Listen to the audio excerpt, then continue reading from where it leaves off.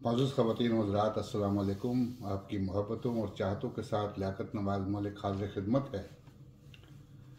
गुज़श्ता video में मैंने ये अर्ज़ किया था कि पाकिस्तान के जो इलेक्शन हुए, इलेक्शन में सारी जमातें बशमूल पाकिस्तान पीपल्स पार्टी और सारी पार्टियाँ ये कह रही हैं कि धांधली हुई है, और धांधली कहाँ कहाँ हुई है ये भी बताती हैं।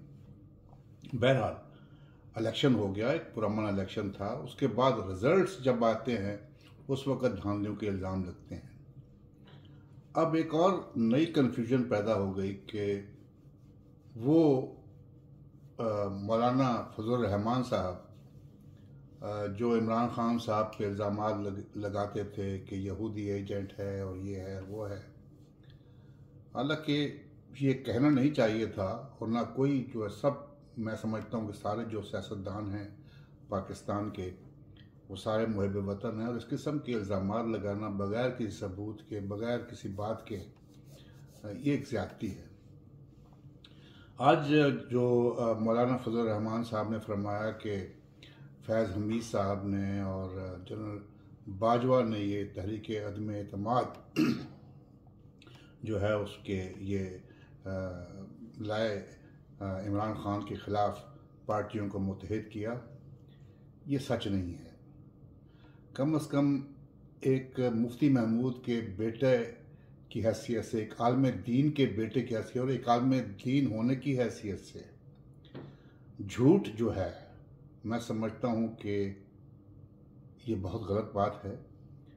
आप ही वो थे जब मीटिंग हो रही थी जनरल बाजवा के साथ, और दो लोग जो थे वो बहुत ही, और बिलावल भुट्टो जरदारी की तो बाजवा साहब के साथ जो हमारे चीफ ऑफ स्टाफ थे उनके साथ झड़प भी हुई थी, और आपने और बिलावल भुट्टो ने ये कहा था कि अदम एतमाद लाजमी लानी है। आप ये कैसे कहते हैं कि आप उसमें शामिल नहीं थे और जनरल बाजवा शामिल थे? जनरल बाजवा ने तो ये कहा था कि आप जो हैं वो तहरीक अदम एतमाद वापस ले लें तो इमरान खान इलेक्शन करा देंगे।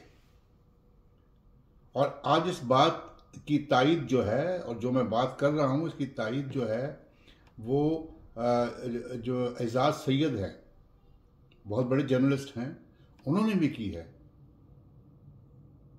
कम से कम इतने बड़े सियासतदान होने पर भी आपको ये बात करते हुए शर्म नहीं आई? आपने मौलाना साहब अपने आप को गिराया है।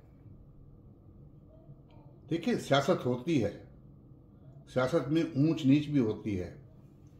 सियासत में एक्चुअल चक्कर ये था, आप ये क्यों नहीं कहते कि आप सदर पाकिस्तान बनने के उम्मीदवार थे, आपका वो मकसद पूरा नहीं हुआ, तो आज आप इस कदर गिर गए, इस कदर गिर गए कि आपने इस किस्म के इल्ज़ाम लगाने शुरू कर दिए।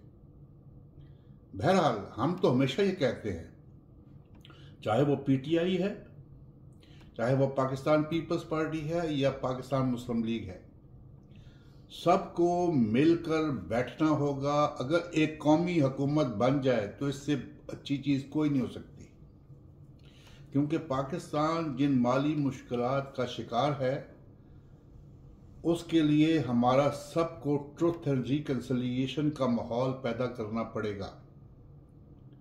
अगर ये हो जाए तो मैं समझता हूँ कि ये पाकिस्तान के अवाम के लिए एक बड़ा खुश आइंद कदम होगा। इसके लिए तमाम सियासतदानों को ये चाहिए, धांधली हुई होगी तो आप जब एक कौमी हुकूमत बनाते हैं तो जो जो कमज़ोरियाँ इलेक्शन कमीशन में हैं, जो जो कमज़ोरियाँ हमारे सिस्टम में हैं, अगर सब आप असम्बली में बैठकर आइन में तरामीम करके आप उन कमज़ोरियों को दूर कर लें तो हो सकता है आइंदा आने वाली नस्लों के लिए जो इलेक्शन होंगे 5 साल के बाद, उनमें कोई बेहतरी आ जाए। तो कम अज़ कम प्लीज़ इस किस्म की बातों से ग्रेस कीजिए। मैं इमरान खान साहब से भी दरख्वास्त करता हूँ कि वो ज़िद की पॉलिसी जो है वो छोड़ दें। मैं बाकी पार्टियों, पाकिस्तान मुस्लिम लीग नवाज से, पाकिस्तान पीपल्स पार्टी से और छोटी जमातों से भी दरख्वास्त करता हूँ कि आपस में मिल बैठें, कोशिश करें कि इस किस्म का माहौल पैदा हो जाए कि पाकिस्तान की जमहूरियत जो है वो भी पनप सके और पाकिस्तान के अवाम को एक रिलीफ मिल सके। बहुत शुक्रिया। इंशाल्लाह अगले वीडियो में ज़्यादा बातें होंगी। मेरे वीडियो को सब्सक्राइब करें और अगर आपको कोई मशवरा देना है तो प्लीज़ अपने कमेंट्स में ज़रूर लिखिएगा। बहुत बहुत शुक्रिया। अल्लाह ताला आपका, हमारा सबका हामी नासिर। पाकिस्तान जिंदाबाद।